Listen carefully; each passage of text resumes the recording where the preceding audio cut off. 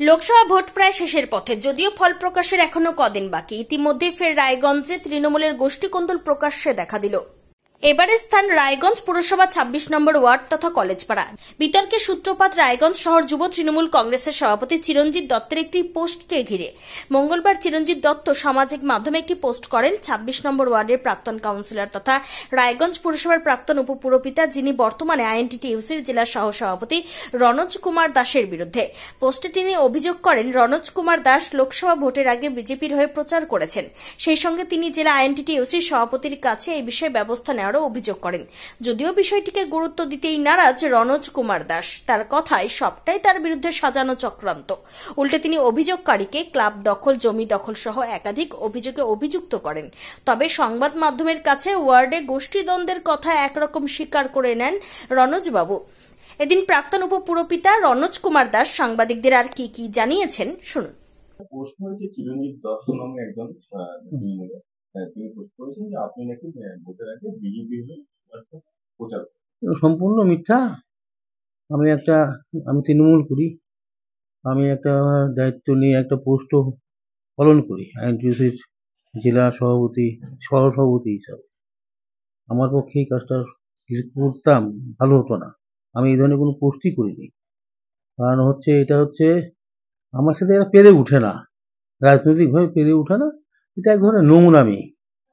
এর আগেও অনেক পোস্ট আমার নামে করেছে, আরো অন্য লোক দিয়ে করিয়েছে বিভিন্ন রকম পোস্ট, ব্যক্তিগত কুচ্ছা।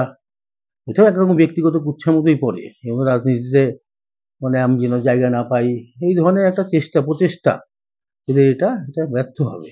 কারণ আমি এই ধরনের পোস্ট করার ছেলে না। আমি একটা দল করি, আমি অন্য দল হয়ে কেন পোস্ট করব? এখন যারা করছে তারা দলের ভাবমূর্তি নষ্ট করছে, কারণ আমি কোনো দলের ভাবমূর্তি নষ্ট করি, দল বিরোধী কোনো আমি কার্যক্রম কিছু করি নাই। প্রতিবাদ বলতে আমি ফেসবুকে বলছি, আমি এই ধরনের কথা বলিনি, কাউকে পোস্ট করিনি, সেটাই ফেসবুকে দিয়ে দিছি। আর আপনাদের গণমাধ্যম তো আপনারাই।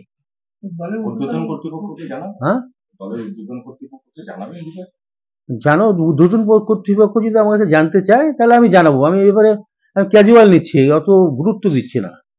যারা পোস্ট করছে, যেই পোস্ট করছে তাকে আমি গুরুত্বই দিই না।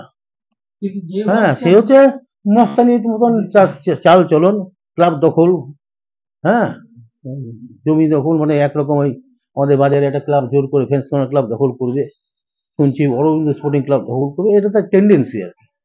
এর আগে হাড়েউটের ধারে একটা জমি দখল হয়েছিল, পরে যাই হোক শুনলাম ওটা আবার কৃষ্ণকল্যাণী মহাশয়ের অনুরোধে ছেড়ে দিয়েছে।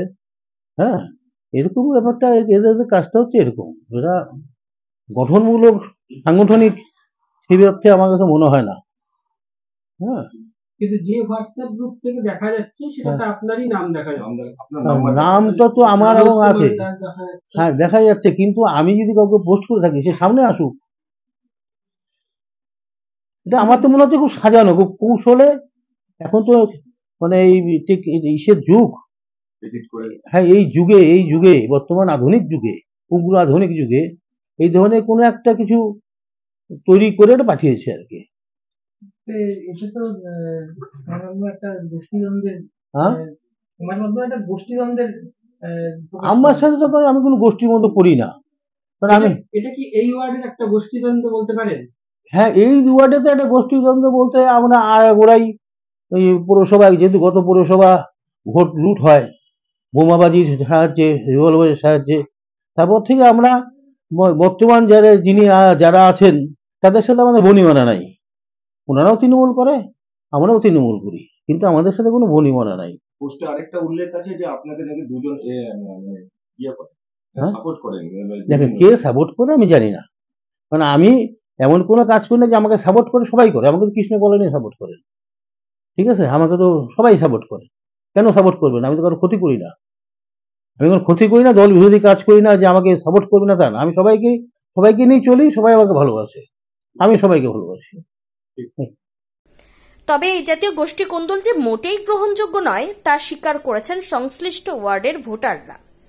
উত্তর দিনাজপুরের রায়গঞ্জ পুরসভার কলেজপাড়ার ২৬ নম্বর ওয়ার্ড ঘুরে প্রবাল সাহার রিপোর্ট, টাইমস 14 বাংলা।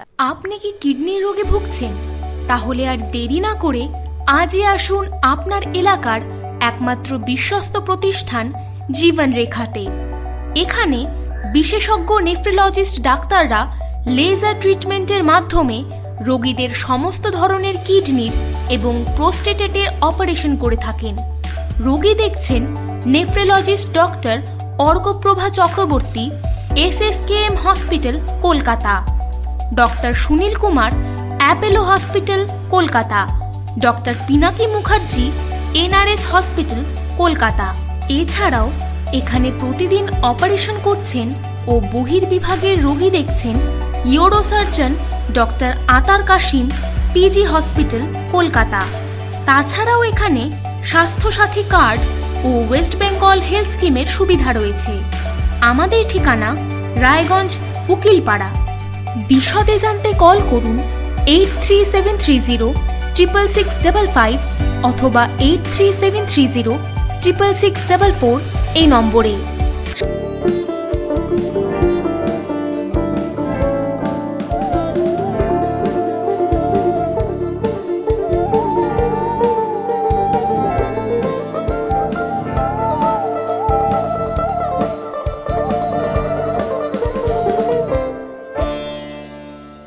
আপনি কি চাকরি পরীক্ষার্থী?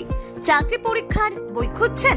তাহলে আজই চলে আসুন সৌরভ বুক অ্যান্ড ম্যাগাজিন সেন্টারে। এখানে BSc, WBCS, bank, rail, ICDS, nursing, ANM এবং GNM সহ কেন্দ্রীয় ও রাজ্য সরকারের সকল চাকরির পরীক্ষার বই ও ম্যাগাজিন পাওয়া যায়।